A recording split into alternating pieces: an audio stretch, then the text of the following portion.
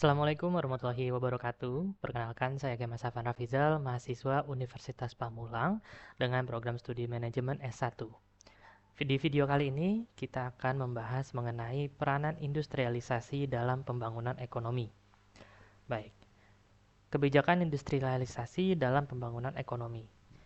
Indikator keberhasilan dari industrialisasi di suatu daerah ditentukan oleh kinerja dari industri-industri tersebut.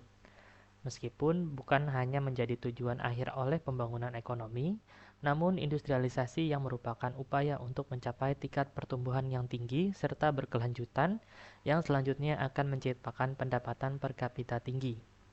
Industrialisasi merupakan suatu sistem produksi yang muncul dari pengembangan penelitian dan kemudian penggunaan pengetahuan ilmiah, dilandasi oleh pembagian tenaga kerja serta spesialisasi menggunakan alat-alat bantu mekanik, kimiawi, mesin, serta organisasi serta intelektual di dalam produksi. Industrialisasi di dalam arti sempit yang menggambarkan penggunaan yang secara luas sumber-sumber tenaga non-hayati dalam rangka produksi barang atau jasa.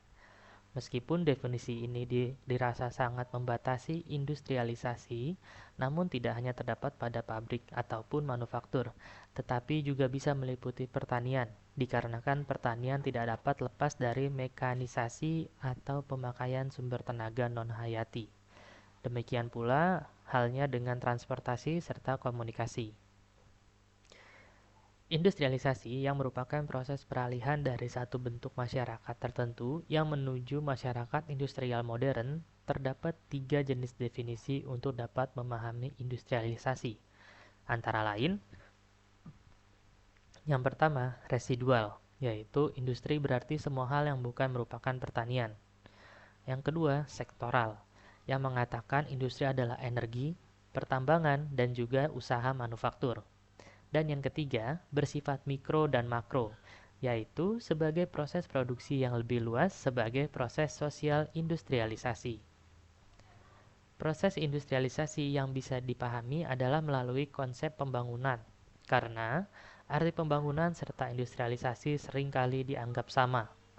Konsep pembangunan bersifat dinamik, yaitu karena konsep itu tersebut bisa berubah menurut ruang lingkupnya. Apabila suatu pembangunan itu dihubungkan pada tiap usaha pembangunan di dunia, maka pembangunan tersebut akan merupakan usaha dalam pembangunan dunia.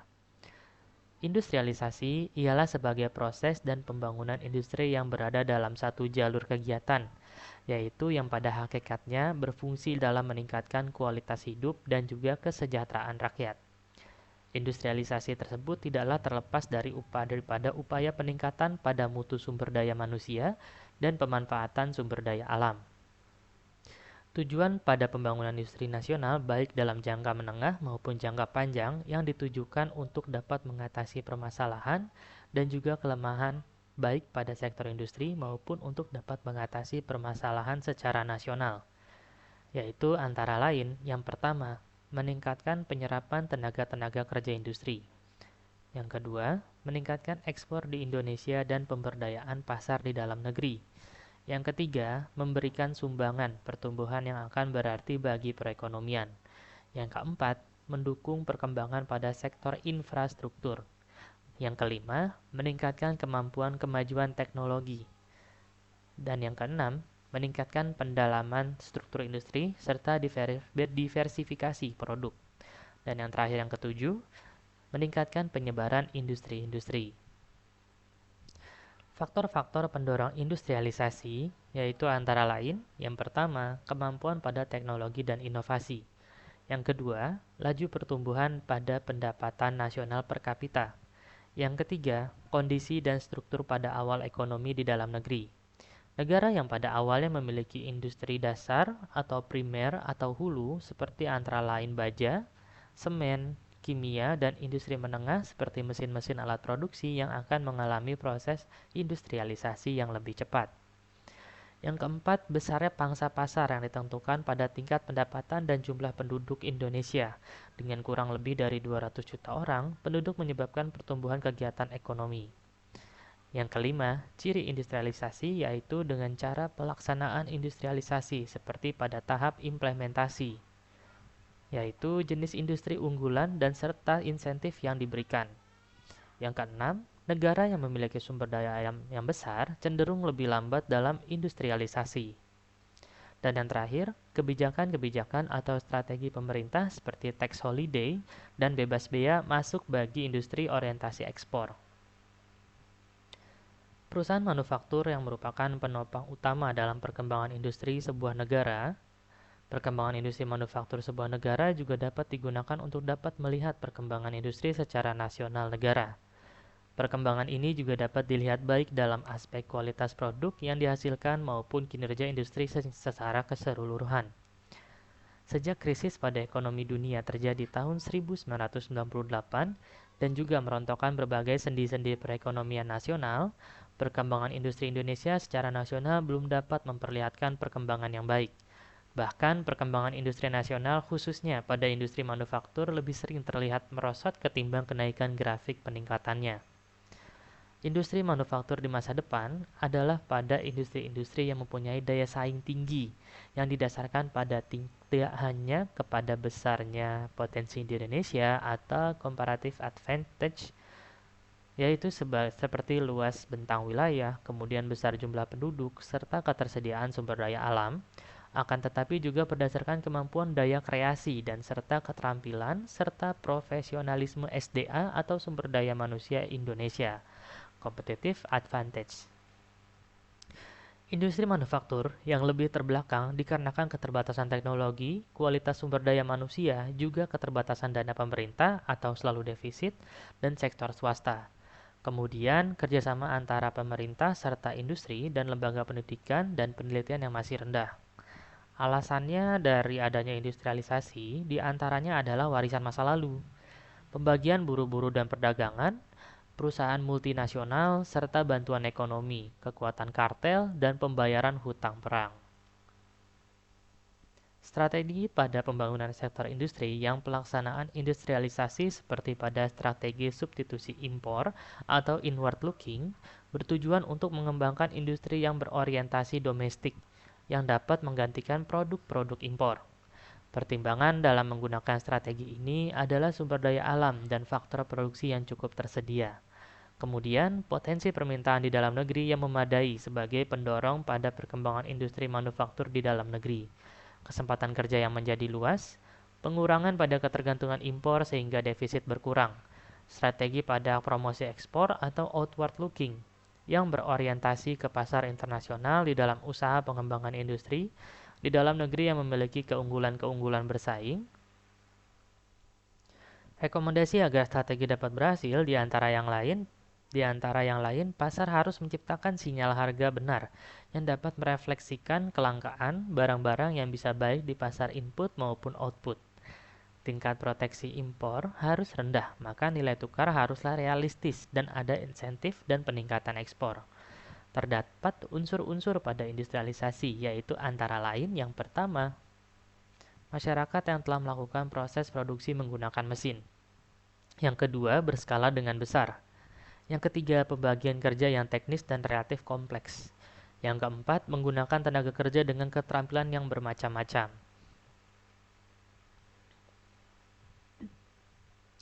Industrialisasi dalam suatu masyarakat yang berarti pergantian teknik produksi dari cara masih tradisional ke cara yang modern yang terkandung dari dalam revolusi industri. Di dalam hal ini, maka terjadi proses transformasi, yaitu pada suatu perubahan masyarakat yang dalam segala segi kehidupannya. Industri adalah merupakan suatu usaha kegiatan pengelolaan bahan-bahan mentah atau bahan baku, ataupun barang setengah jadi yang menjadi barang jadi, dan juga barang-barang yang memiliki nilai tambah untuk dapat mendapatkan keuntungan. Usaha-usaha perakitan atau assembling dan juga reparasi adalah bagian industri. Hasil industri yang tidak hanya berupa barang namun tetapi dapat juga berupa jasa.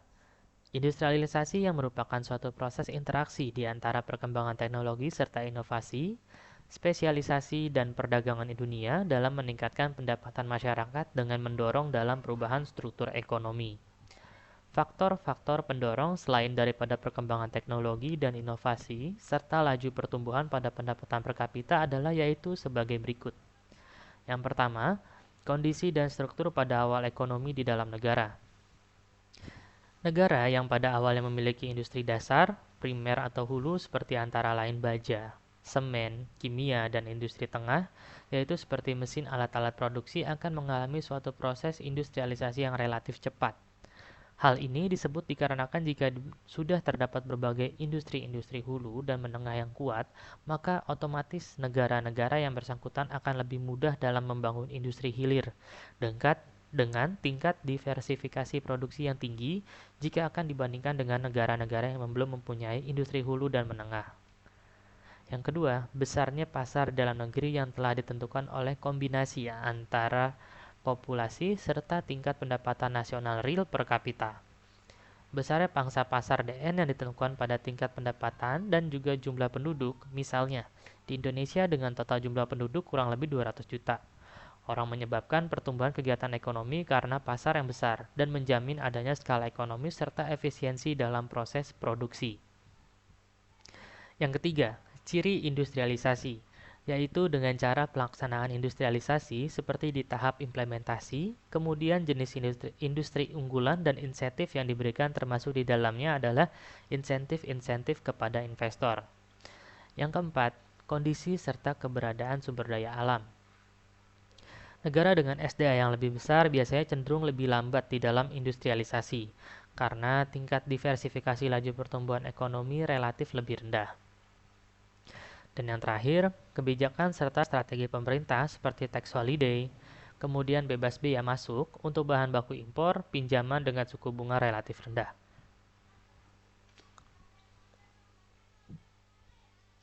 Proses industrialisasi yang terjadi pada negara-negara di ASEAN yang pesat didorong oleh lajunya pertumbuhan output pada industri yang pesat dikarenakan menyebabkan terjadi penambahan struktural yang luas. Dalam perekonomian negara-negara tersebut, pembangunan ekonomi dalam jangka panjang dapat mengubah pusat kekuatan ekonomi yang dari pertanian menuju industri serta menggeser struktur industri, memiliki keunggulan kompetitif dan juga komparatif. Indikator yang digunakan dalam mengukur suatu struktur industri adalah suatu distribusi dari jumlah produksi perusahaan yang ada dan total NO atau NT dari sektor industri yang menurut kelompok industri subsektor. Karena semakin tinggi subsektor industri berarti semakin tinggi diversifikasi produksinya. Distribusi PDB. Ini menurut subsektor industri juga dapat berperan sebagai indikator dalam pengukur tingkat pada diversifikasi industri.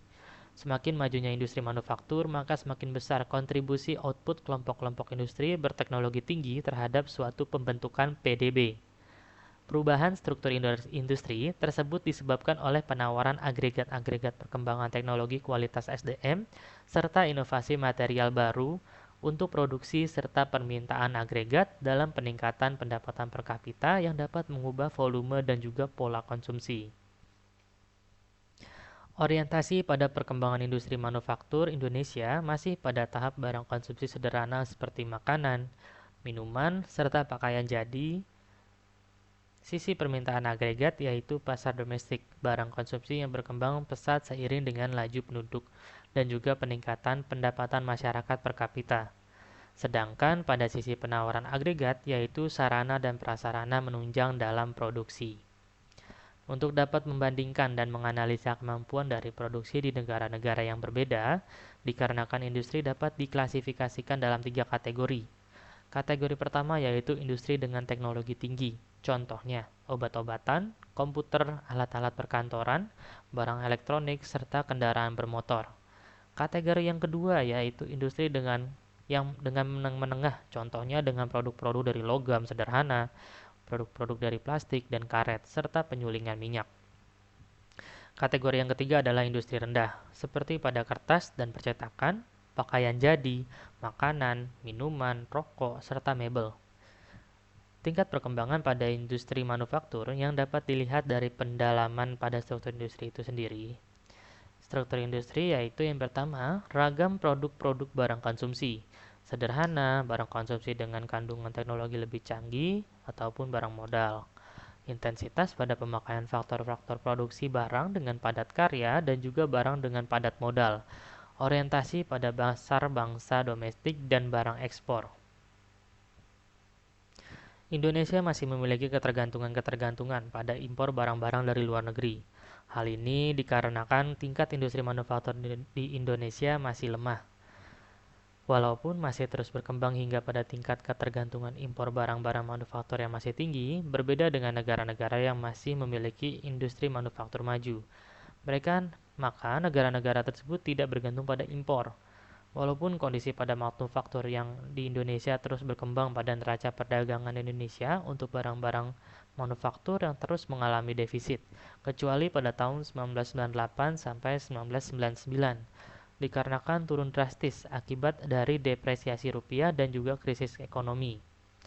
Defisit di dalam saldo merupakan suatu konsekuensi pada struktur perdagangan manufaktur di Indonesia. Pada satu sisi, manufaktur didominasi oleh produk sederhana dengan nilainya di pasar dunia yang relatif rendah, dan di sisi lain manufaktur di Indonesia didominasi dengan barang-barang menengah ke atas seperti barang-barang konsumsi yang tahan lama seperti kendaraan bermotor, elektronik, komputer, barang modal seperti mesin, mobil penumpang, bahan baku, serta penolong yang sudah diproses seperti makanan, minuman, dan bahan baku untuk industri, bahan bakar, dan pelumas. Komponen transportasi pada umumnya memiliki nilai yang relatif lebih tinggi pada pasar dunia. Kualitas pada SDM yang dapat diukur dengan tingkat rata-rata pendidikan pada angkatan kerja atau pada masyarakat dari golongan umur yang produktif, yaitu range usia 15-65 tahun. Jika pekerja-pekerja yang tidak atau belum sekolah digabungkan dengan pekerja yang tidak tamat SD, maka data-data BPS yang menunjukkan jika sebagian besar dari jumlah angkatan kerja Indonesia hanya memiliki berpendidikan rendah. Kualitas SDM yang dapat juga diukur dengan lama bersekolah ataupun rata-rata tahun pendidikan dialami masyarakat dari kategori umur yang tertentu.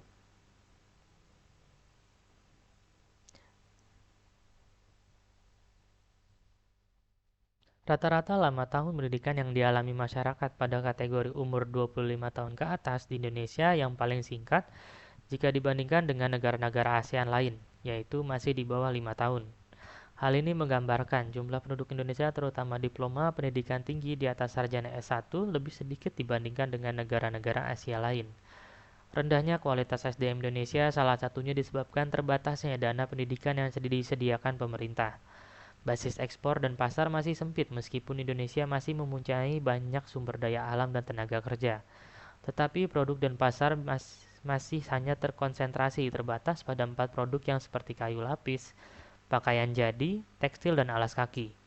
Amerika, Jepang, dan Singapura yang mengimpor 50% dari total ekspor tekstil dan pakaian jadi di Indonesia.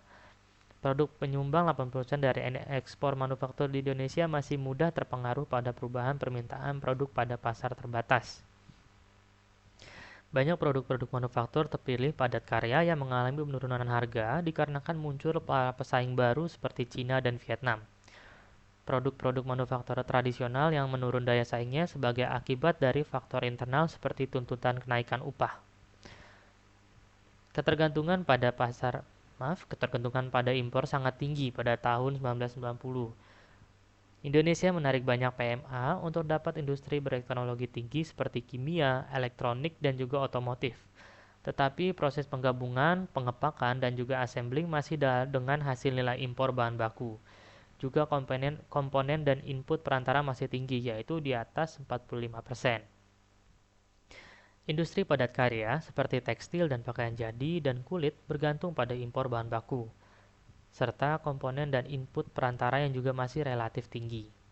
PMA pada sektor manufaktur yang masih bergantung kepada suplai bahan baku dan juga komponen dari luar negeri. Peralihan teknologi seperti teknikal, manajemen, pemasaran, pengembangan, organisasi, dan juga keterkaitan eksternal dari PMA yang masih sangat terbatas. Pengembangan produk dengan merek tersendiri dan juga pembangunan jaringan pemasaran yang masih terbatas. Lalu kita ada kebijakan sisi dan CP. Kebijakan sisi dan CP. Yang pertama ada kebijakan sisi, strategi SI atau substitusi impor atau inward looking. Strategi ini adalah untuk bertujuan dalam mengembangkan industri berorientasi domestik yang menggantikan produk impor. Pertimbangan atas digunakan strategi ini adalah antara lain sumber daya alam serta faktor-faktor produksi cukup tersedia. Yang kedua, potensi pada permintaan atau demand. di dalam negeri yang memadai sebagai pendorong adanya perkembangan industri pada manufaktur di dalam negeri. Yang ketiga, kesempatan kerja yang menjadi luas. Yang keempat, pengurangan pada ketergantungan impor sehingga defisit berkurang. Kebijakan pada substitusi impor atau import substitution adalah merupakan kebijakan yang memproduksi di dalam negeri terhadap barang yang tadinya diimpor. Kebijakan ini yang paling sering ditempuh di tahap awal pembangunan ekonomi, khususnya pada pembangunan industri. Ada beberapa manfaat-manfaat positif yang diperoleh dan kebijakan-kebijakan substitusi impor, yaitu antara lain yang pertama, mengurangi ketergantungan-ketergantungan pada impor, terutama pada untuk barang-barang kebutuhan pokok yang menghasilkan produk antara. Yang kedua, memperkuat sektor-sektor industri. Pengembangan pada sektor industri diperlukan dalam memperkuat perekonomian. Salah satunya jalan untuk mempercepat pembangunan industri adalah SI, di mana pemerintah yang memberikan fasilitas dalam memperbesar minat serta kemampuan swasta untuk dapat berinvestasi. Industri-industri yang dibangun ialah berdasarkan kebijakan pada SI yang pada tahap awalnya umumnya adalah bersifat padat karya atau berteknologi yang rendah, sebab industri tersebut yang relatif sesuai dengan kualitas SDM pada NSB. Lagi pula industri-industri tersebut yang dapat menghasilkan keunggulan-keunggulan komparatif. Yang ketiga, memperluas atau memperbesar peluang kesempatan kerja. Bertumbuhnya sektor-sektor industri yang dapat memperluas kesempatan kerja. Dengan demikian, maka pada tenaga kerja melimpah di sektor pertanian yang akan diserap oleh sektor-sektor industri dengan tanpa mengurangi output pada sektor pertanian. Dan yang keempat, menghemat pada devisa. Penghematan devisa yang berarti memperbaiki pada neraca pembayaran. Perbaikan pada neraca pembayaran yang umumnya dilihat dan juga surplus pada neraca perdagangan atau dengan menurunnya defisit pada neraca perdagangan karena impor yang makin mengecil. Atau dapat dilihat di dalam neraca modal, di mana modal masuk yang lebih besar daripada modal yang keluar. Perbaikan pada neraca pembayaran ini yang akan memberikan efek multiplikasi pada perekonomian domestik, sekaligus juga memperbaiki posisi di perekonomian dunia. Selain manfaat-manfaat tersebut, SI memiliki keterbatasan-keterbatasan, yaitu antara lain yang pertama, menguntungkan pada perusahaan asing. Perusahaan asing yang menanamkan modal pada sektor industri substitusi impor yang akan memperoleh keuntungan karena memperoleh proteksi di balik benteng-benteng tarif dan memperoleh fasilitas-fasilitas keringanan pajak serta insentif pada penanaman modal. Yang kedua, pasar domestik yang cepat jenuh. Titik kelemahan dari kebijakan SI bukan pada aspek penawaran, melainkan pada aspek permintaan. Rendahnya tingkat pendapatan per kapita penduduk NSB yang menyebabkan permintaan domestik pada produk-produk industri yang amat kecil. Artinya, pada skala pasar domestik yang relatif kecil sehingga cepat jenuh. Yang ketiga, memperkuat pada gejala monopoli atau oligopoli. Kecilnya pada skala pasar domestik yang menyebabkan para inventor yang meminta jaminan pada kepastian pasar agar pada skala jual produksi yang mereka mencapai pada tingkat efisiensi keekonomis. Maka bahkan dapat memberikan keuntungan supernormal ataupun supernormal profit. Hal ini yang menjadi salah satu alasan, yaitu mengapa para investor dapat menuntut hak monopoli atau legal, serta pembatasan jumlah produsen yang berdasarkan ketentuan hukum. Maka tidak mengherankan apabila struktur industri di NSB yang umumnya monopoli atau oligopoli berdasarkan pada kekuatan hukum.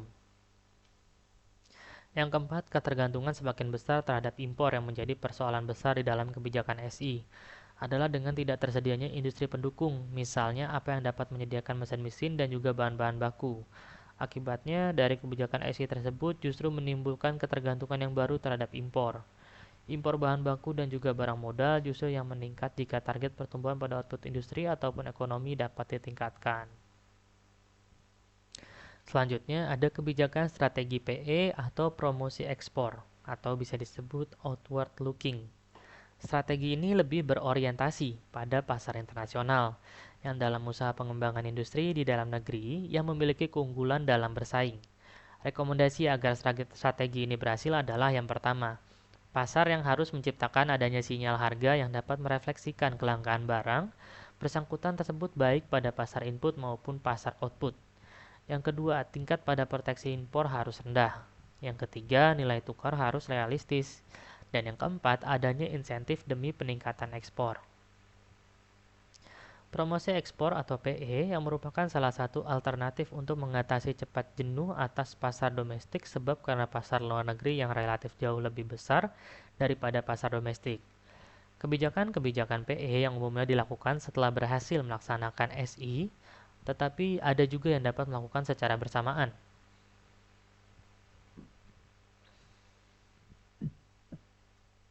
Terdapat 4 faktor-faktor yang dapat menjelaskan bahwa dalam kebijakan PE yang mampu mendorong adanya pertumbuhan ekonomi yang lebih pesat dibandingkan pada kebijakan SI, yaitu antara lain yang pertama kaitannya dengan sektor pertanian dan dengan sektor industri, misalnya seperti agroindustri yang telah berkembang karena berorientasi kepada bahan-bahan baku pertanian.